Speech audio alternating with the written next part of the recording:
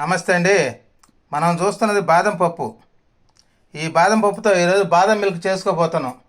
అందుకోసంగా 5-6 గంటల సేపు నానబెట్టినాము ఈ బాదం పప్పును. ఒక కప్పు తీసుకున్నాము. ఈ బాదం పప్పు పైనుండే బొప్పి నాని ఉంది కాబట్టి తీసుకోవాలి. ఈ విధంగా తీసి పెట్టుకుంటే మనం మిల్క్ చేసుకోవచ్చు, బాదం మిల్క్.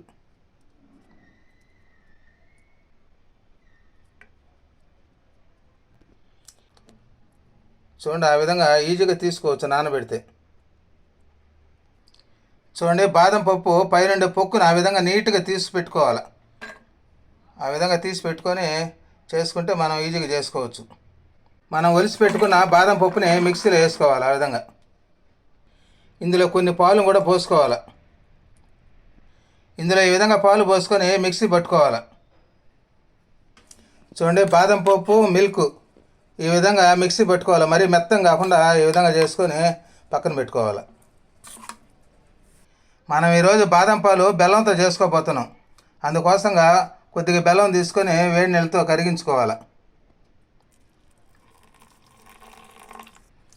చూడండి, బెల్లం కరిగిన దాకా ఆ విధంగా అనుకొని తీసి పక్కన పెట్టుకోవాలి. ఇప్పుడు మనం స్టవ్ పైన గిన్నె పెట్టుకొని మనం తీసి పెట్టుకున్నాం ఒక 1/2 లీటర్ పాలు. ఆ పాలు అందులో పోసుకొని కాంచుకోవాలి. ప్యాకెట్ పాల కంటే కూడా మనం బర్రె పాలు కానీ ఆవు పాలు కానీ తెచ్చుకొని చేసుకోగలిగితే చాలా శ్రేష్టంగా ఉంటుంది. ఈ పాలలో వాటర్ మిక్స్ చేయకూడదు. చాలా చిక్కగా ఉంటాయి. బర్రె పాలు అయితే చాలా చిక్కగా ఉంటాయి, టేస్టీగా ఉంటాయి. కాబట్టి తెచ్చుకొని ఈ విధంగా బాగా కాంచుకోవాలి. చూడండి, పాలు పొంగు వస్తున్నాయి. ఈ పొంగు వచ్చేటప్పుడు 2-3 సార్లు పొంగు రావాలి. వచ్చినప్పుడు పైన మీగడ కట్టకుండా గరిటతో ఆ విధంగా కలుపుకుంటూ ఉండాలి. మనం బాదం పప్పుని మిక్సీలో పేస్ట్ వేసుకున్నాం. ఆ పేస్ట్ని దాంట్లో కలుపుకోవాలి.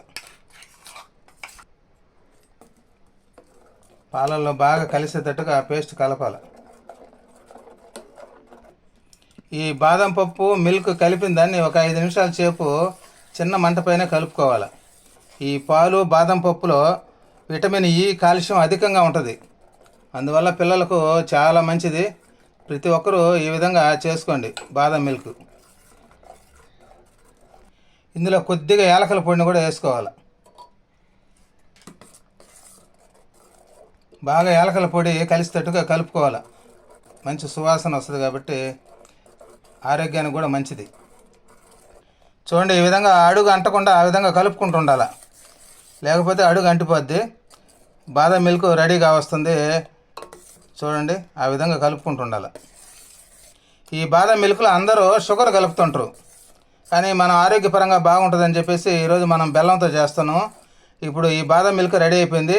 తీసి పక్కన పెట్టి వేడి చల్లారిన తర్వాత మనం బెల్లపు జీరాన్ని కలుపుకోవచ్చు. చక్కెరని కలుపుకునే వాళ్ళు ఇప్పుడే కలుపుకోవచ్చు మామూలుగా ఈ విధంగానే. చూడండి, బాదం మిల్క్ చల్లారింది. మనం బెల్లం కలిపి పెట్టుకున్నాను, అందులో వేసుకొని కలుపుకోవాలి.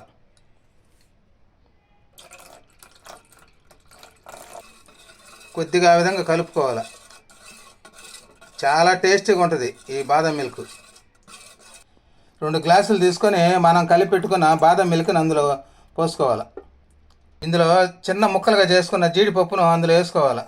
చాలా టేస్టీగా ఉంటుంది. పిల్లలు చాలా ఇష్టంగా తింటారు. ఈ బాదం మిల్క్ తాగినందువల్ల పిల్లలకు మంచి జ్ఞాపక శక్తి వస్తుంది. అంతేకాకుండా ఎముకలు దృఢంగా చేస్తుంది. జుట్టు కూడా రాలకుండా చేసే శక్తి ఉంది. అన్ని మంచి గుణాలు ఉన్నాయి ఈ బాదం మిల్క్లో.